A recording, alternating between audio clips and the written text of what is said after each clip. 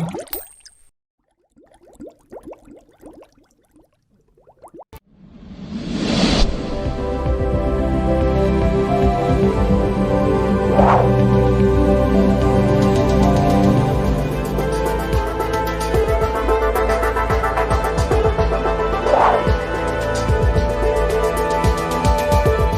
Time हमने जैसे पढ़ा था कि किस तरह से हम स्टैट्स को चेक कर सकते हैं उसकी एक्सटेंशन में लेकर, और आज हम थोड़ा सा देखेंगे कि ये वेब के अंदर किस तरह से हम चीजों को देखते हैं और वेब में हमारे पास कौन कौन सी ऑप्शंस है। जिस तरह से लास्ट टाइम आपके देख रहे थे, आपने जैसे क्वेश्चन किया कि कोई इसका ऑटोमेटिक सिस्टम भी है जिसमें हमारे सामने सारी लिस्ट आ जाए और हम उस लिस्ट में चेक कर लें, कोई हम उसको क्राइटेरिया बता दें और वो क्राइटेरिया के अकॉर्डिंगली हमारे सामने खुद से सर्च करके लग दे और उसमें हम बारी बारी प्रोडक्ट्स को यस और नो कर। ठीक है, तो आज उसको हम थोड़ा सा ऑटोमेशन पे लेकर जा रहे हैं। सेकंड थिंग इज दिस के लास्ट टाइम भी एक लड़के ने शेयर किया था प्रोडक्ट, और इस दफा भी मैं आप सबको ऑप्शन दे रहा हूँ अभी से लेकर ऑन वर्ड कि आप प्रोडक्ट हंट करें, और प्रोडक्ट हंट करके अगर आपने सेल करना हो आप मुझे ही सेल कर सकते हैं। जो क्राइटेरिया मैंने आज आपसे शेयर कर दिया उस क्राइटेरिया के अकॉर्डिंगली आपको कोई प्रोडक्ट मिलती है, आप खुद भी लॉन्च कर सकते हैं, और अगर आपको देयर एंड देन उसको सेल करनी है तो आप मुझे भी सेल कर सकते हैं। This is open all for you. मैं अकॉर्डिंग टू प्रोडक्ट, अगर एवरेज प्रोडक्ट है तो 150, और अगर अच्छी प्रोडक्ट है तो $200 देयर एंड देन आपके अकाउंट में शेयर करके आपसे परचेज कर सकता हूँ। ठीक है, तो ये एक मेरी तरफ से एक जेस्चर भी है और विन विन सिचुएशन है for both of us. Okay, इसलिए इसको आप बड़ा गौर से देखिएगा। सबसे पहले हम प्रोडक्ट हंट पर आते हैं, उसके अंदर ब्लैक बॉक्स में आते हैं। याद रखिएगा प्रोडक्ट हंट, और उसके अंदर हम आए ब्लैक बॉक्स के अंदर। अब ब्लैक बॉक्स के अंदर जैसे ही हम आ गए तो हमारे सामने कुछ ऑप्शंस ओपन हुई। यहाँ पे सबसे पहले जिस तरह से हमने वहां पे किया था सेम लाइक हमने यहाँ पे भी करना है कि हमने मार्केट को जो है सिलेक्ट करना है। अब यहाँ पे मार्केट सिलेक्ट होगी, अब जितनी भी हमारे पास प्रोडक्ट्स आएंगी उस मार्केट से रिलेटेड आएंगी।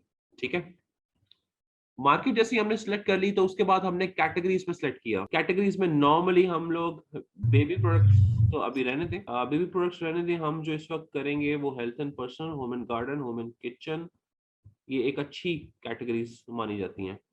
और इसके साथ पेट सप्लाईज, यस बहुत अच्छी है। मैं रिक्वेस्ट करूंगा प्लीज शूज एंड बैग्स को मत लीजिएगा। लास्ट टाइम एक लड़का था वो बहुत ज्यादा इसके ऊपर एम्फोसिस था कि उसका शूज का कारोबार था पाकिस्तान में, तो शूज को लेकर बहुत था। शूज का काम इस तरह से नहीं करना, क्योंकि बहुत ऑनेस्टली बताऊं इतना ह्यूज आपकी इन्वेस्टमेंट लगे कि आपकी सोच है, आपको आइडिया भी नहीं है। देखिए शूज में आपके स्टाइल्स बहुत ज्यादा हैं। कोई स्टाइल इन होता है, कोई आउट हो जाता है, कोई नए ट्रेंड्स आते हैं, पुराने ट्रेंड्स खत्म हो जाते हैं। आपका स्टॉक फॉर एग्जांपल बहुत ज्यादा स्टॉक पड़ा हुआ है, आपने 1000 यूनिट्स के स्टॉक एक कैटेगरी का रखा हुआ है, और उस एक कैटेगरी के अंदर डिफरेंट तरह के कलर्स हैं, 3 तरह के कलर्स हैं, और हर कलर के अंदर डिफरेंट साइजेस हैं। तो आप इससे अंदाजा लगा लें 1000 करते करते आपकी 6-7,000 आपके कम से कम आपकी इन्वेंट्री है इन यूनिट्स, और उसको 7,000 को मल्टीप्लाई करते आपकी बेसिक लैंडेड कॉस्ट को which can be around 10 to 12 pound, तो आपकी इन्वेंट्री कहाँ पे जाएगी। और फॉर एग्जांपल अगर ट्रेंड्स चेंज होती हैं तो आप तो बिल्कुल मतलब यू कांट सर्वाइव। तो यहाँ पे सबसे पहले हमने कैटेगरीज को सिलेक्ट किया, मिनिमम रेवेन्यू या प्राइस। अच्छा, हम यहाँ पे अगर हम हमारे पर डिपेंड करता है कि हम यहाँ पे कोई एग्जैक्ट डालना चाहें या ना डालना चाहें। नॉर्मली हम कोशिश करते हैं कि इसमें रिव्यूज को, रेवेन्यू रेटिंग को हम देख लेते हैं, या फिर मंथली रेवेन्यू को हम बहुत कम हम टच करते हैं। अगर अच्छा यहाँ पे अगर आप बहुत ज्यादा एग्जैक्टली चीजों को लेकर चलेंगे और क्राइटेरिया टाइट कर देंगे, मैं रिपीट कर रहा हूँ क्राइटेरिया टाइट कर देंगे, तो आपके पास जो प्रोडक्ट्स है वो बहुत लिमिटेड होंगी। ठीक है, यहाँ पे लास्ट एस्टिमेटेड रेवेन्यू भी मंथली रेवेन्यू आ गया। मैं कहता हूँ फॉर एग्जाम्पल 8,000 मिनिमम इतना हो, price would be around 10 to maximum 30। अच्छा, कोशिश कीजिएगा 10 से ऊपर रखें। 10 से नीचे और 10 तक ना नॉर्मली आपका कंपटीशन बहुत ज्यादा होता है, बहुत सारे लोग उसमें उस प्राइस टैग में आए होते हैं। चाइनीज बहुत ज्यादा उसमें लॉन्चिंग की होती हैं, और आपका ना प्रॉफिट मार्जिन बहुत कम होता है। तो नॉर्मली हम 10 से ऊपर ही रखते हैं। Reviews count minimum around, minimum maximum sorry, reviews जो है वो मैक्सिमम आप लगा रहे 350। रेटिंग, हाँ देखिए कुछ ऐसी प्रोडक्ट्स होती हैं जिनकी रेटिंग बहुत खराब होती है।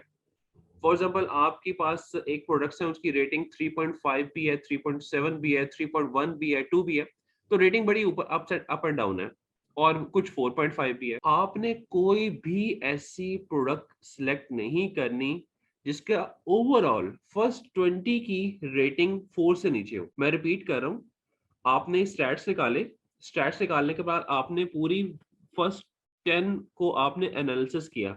अगर मैक्सिमम लोग 4 से नीचे हैं, तो आपको पता चल गया कि इस प्रोडक्ट में कोई ना कोई ऐसा इशू है जो कि सबके साथ आता है, और इस प्रोडक्ट में बहुत ज़्यादा रिबटल्स हैं, बहुत ज़्यादा रिटर्न्स हैं। तो ऐसी प्रोडक्ट्स पे आपने दूर रहना है। हमें अच्छी प्रोडक्ट्स चाहिए जिसकी मार्केट वैल्यू अच्छी है, जिसको लोग अच्छा समझते हैं। Getting my point? और उसकी रेटिंग फर्स्ट 20 की रेटिंग जो है वो 4 से ऊपर ही है।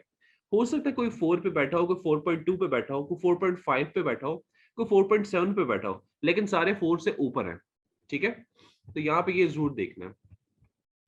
ये एक अलग एक नेक्स्ट चीज़ मैं आपको बताने जा रहा हूँ। अच्छा, ये सारी चीज़ें प्लीज़ प्लीज़ इसको नोट्स बना लें और इसको अज़बर याद कर लें। अदरवाइज़ बहुत मसला होता है आगे जाकर, और बहुत क्रूशियल टाइम पे बंदे फँस जाते हैं। लॉन्चिंग हो जाती है और उसके बाद पता चलता है ये तो साइज़ ही ओवर लार्ज साइज़ था, और इसकी तो जो है वो हमारे ऊपर टैक्स बहुत ज़्यादा पड़ रहा है, और हम इसको इसको हैंडल ही नहीं कर पाएँगे। इसके ऊपर पैसे अमेज़न बहुत ज़्यादा ले रहा है। तो ये चीज़ें शुरू में ही क्लियर हो। हम इस वक़्त जो काम करते हैं वो स्टैंडर्ड में करते हैं। Standard parcel, standard oversize, that's it. इससे ज़्यादा ऊपर वाली जो कैटेगरीज़ है उसको हम सिलेक्ट नहीं करते। अब नॉर्मली मैं आपको ये बताता चलूँ कि जैसे-जैसे आपके वो बढ़ते जाएँगे, वेट बढ़ता जाएगा, आपकी शिपमेंट कॉस्ट भी बढ़ती जाएगी, आपकी कस्टम ड्यूटीज़ भी बढ़ती जाएँगी, आपकी डीडीबी प्राइस भी बढ़ती जाएगी। आप अमेज़न के पास रखवाते हैं एफबीए बन के, तो आप अमेज़न को भी ज़्यादा पे करना पड़ेगा आपको। अब ये सारी प्राइसेज़ वहाँ पे कट डाउन होती जाएँगी, तो आपका प्रॉफिट मार्जिन अल्टीमेटली हिट करेगा, वो प्रॉफिट मार्जिन कम होता जाएगा। तो हमने स्टैंडर्ड साइज़ को ही कैटर करना है, नंबर 1।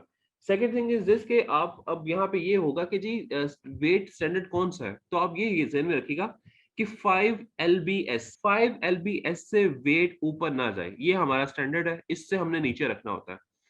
आप एलबीएस का अगर आप देखें, फॉर एग्जांपल आप उसको कन्वर्ट करके चेक कर सकते हैं कि 5 एलबीएस जो है वो कितना वेट बनता है। तो नॉर्मली 1, 1.5, 1.7 इससे ऊपर ना जाए आपका प्रोडक्ट, ठीक है? तो आपने इसको इसी स्टैंडर्ड साइज़ और पार्सल में रखना है। ये आपने सेलेक्ट कर दिया, सेलेक्ट करने के बाद आप मज़ीद नीचे आ गए।